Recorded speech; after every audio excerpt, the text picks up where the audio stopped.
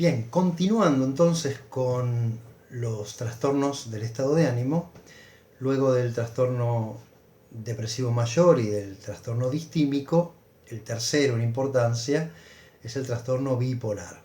El trastorno bipolar lo que tiene de diferente a un trastorno depresivo mayor es una segunda fase. Luego de esa depresión mayor ocurre una segunda fase que es una fase o maníaca o hipomaníaca o mixta. Si es una fase maníaca estaríamos hablando de un trastorno bipolar del tipo 1, si es hipomaníaca del tipo 2 y si no de un trastorno bipolar mixto. Una fase maníaca o hipomaníaca se describe por exactamente lo contrario a una fase depresiva. Si en la depresión hablábamos de una persona llena de tristeza, de pesimismo, de lentitud, de falta de energía y de ganas, la maníaca cambia todos esos signos menos en signos más y todo esto está aumentado. Vamos a tener una persona excesivamente optimista, patológicamente alegre, una alegría que desborda la situación, que no tiene relación alguna con la posible causa, si la hubiera, de ese tipo de emoción. Una persona con un curso de pensamiento totalmente acelerado, con una forma del lenguaje totalmente acelerada, que no puede sostener una conversación, no ya por pérdida de atención, sino por pérdida de ideación y de hilación de palabras, porque va más rápido la palabra que el pensamiento y que lo que otra persona lo pudiera seguir. Una persona que toma decisiones apresuradas, que suele tener muchos problemas en la vida por excederse en respuestas, en la violencia, en la sexualidad. ¿Por qué? Bueno, la fase maníaca lo impulsa, lo empuja a todo este tipo de cuestiones. Es uno de los pocos trastornos psicológicos egosintónicos. Generalmente hablamos de trastornos psíquicos o psicológicos y son egodistónicos. La persona está mal, se siente mal. El caso de la manía es egosintónico. La persona nunca se sintió tan bien en su vida y por eso hace todas las cosas que hace. Entonces piensen ustedes el cuadro completo. La persona pasa de ideas suicidas, ideas de ruina, baja autoestima, a un estado de euforia absoluta, un estado de optimismo desmedido, y así va alternando las fases. Dentro de los trastornos bipolares hay uno especial que es la ciclotimia. Solemos escuchar en la calle esto de estar ciclotímicos. Lo mismo, son episodios maníacos o depresivos menos graves que los del trastorno bipolar. Son más parecidos a la normalidad, pero no dejan de ser trastornos que la salud mental deba tener muy en cuenta. Se dice que una persona con un estado depresivo mayor que llega a una guardia sin historia clínica, que llega por primera vez y se le da un antidepresivo, si esa persona con el antidepresivo pasa al polo maníaco, ahí estaríamos descubriendo un trastorno bipolar. La medicación en este caso es otra, ¿no? Se medica con antirrecurrenciales en el día de hoy, antes con litio, porque son patologías completamente diferentes. Pero a esto vamos. La fase depresiva, ese trastorno depresivo mayor, no es distinto a una depresión lisa y llana. Como no sabemos lo que va a venir después, este trastorno bipolar es bastante complicado de diagnosticar. Muchas veces también se toma en cuenta la historia familiar. Si suele haber casos de trastorno bipolar, probablemente esa persona directamente se la trate como bipolar. Nos restan tres que recoge también el manual. Uno es uno muy especial, que es el trastorno depresivo estacional, que es un trastorno depresivo que, como su nombre lo indica, se da en un momento del año. Las mismas personas lo describen así y es como si tuvieran una fase de hibernación. Generalmente suele ser en otoño e invierno, pero en algunos casos también esa fase puede ser en primavera. Cuando cambia la estación, la persona deja la depresión y vuelve al estado de normalidad. No suele ser una depresión triste, suele más bien ser una inhibición, una anedonia, un poco deseo por, por el disfrute y por la vida.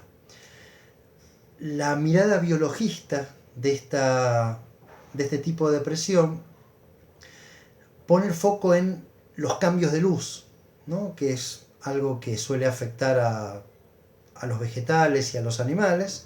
Esto está aplicado en el ser humano y dicen ahí que con un tratamiento de modificación de las horas de luz, en cuanto a la intensidad de la luz y a las horas de exposición a la luz, las personas en fase depresiva estacional, con esos cambios en la iluminación, suelen mejorar. No es uno de los trastornos más comunes y de hecho los manuales importantes de salud mental como el DSM o la Clasificación Internacional de Enfermedades no lo toman en cuenta, como mucho dejan en alguno de los ejes poner un factor estacional, pero no lo toman como algo aparte de las depresiones que nombramos anteriormente.